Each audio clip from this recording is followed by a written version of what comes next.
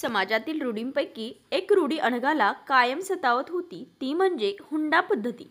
अनघा खूप संस्कारी तसेच थोरा मोठ्यांचा आदर करणारी होती.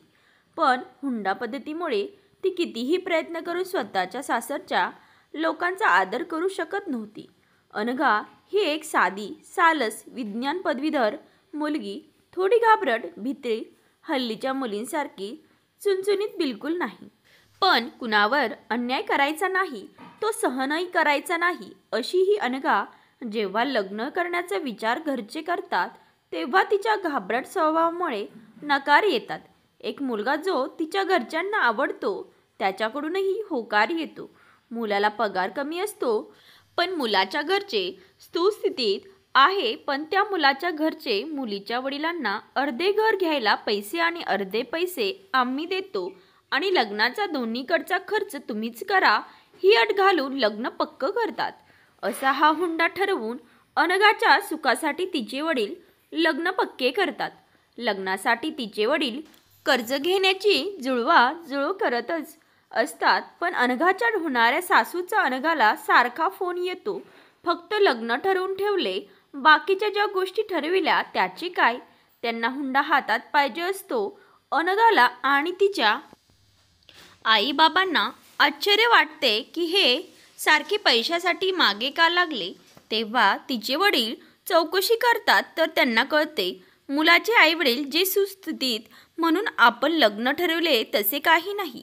मुलावाल्यांनी जो बायोडेटा बनविला तो खोटा आहे. मुलाला तर पगार नाहीच, पण मुलाचे वडील असेच जेमतेम काम करून घर चालवत होते. हे माहीत पडल्यावर काय करावे हे त्यांना कळेनासे झाले.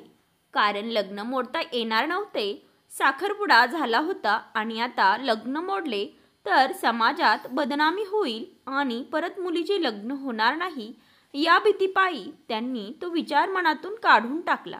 आणि त्यातल्या सकारात्मक बाजू बघून जसे मुलगा हुशार आहे त्यामुळे आयुष्यात धडपड करून चांगली नोकरी मिळवेल आणि मुलीला सुखी ठेवील आणि जे आपण अर्धे फ्लॅटचे पैसे दिले ते मुलीलाच मिळतील या सर्व गोष्टीचा विचार केला आणि ठरल्याप्रमाणे लग्न झाले. अनघाच्या वडिलांनी दोन्हीकडचा खर्च केला आणि मुलाच्या वडिलांना हुंड्याची ठरलेली रक्कम दिली.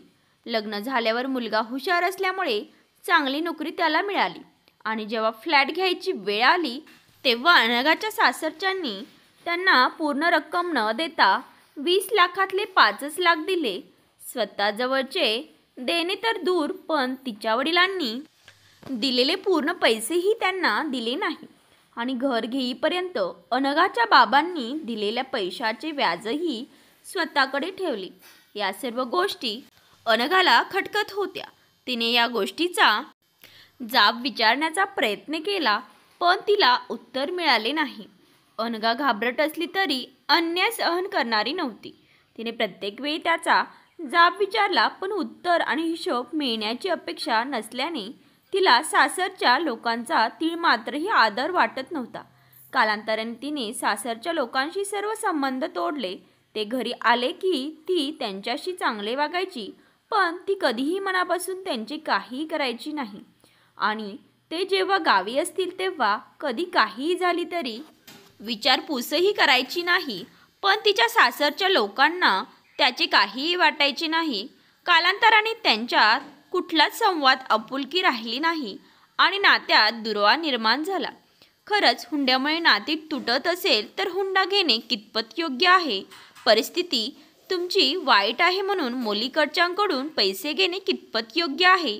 मुलासाठी हुंडा घेतला तर तो त्याच्या आईवडिलांनी स्वतःजवळ ठेवणे कितपत योग्य आहे? मुलीचे आईवडीलही तिला शिकवतात, मोठे करतात आणि मुलगी दुसऱ्याच्या घरी जाऊन त्याच घरासाठी आयुष्यभर राबते. तिच्या आईबाबांची तिच्याकडून काहीही अपेक्षा नसते.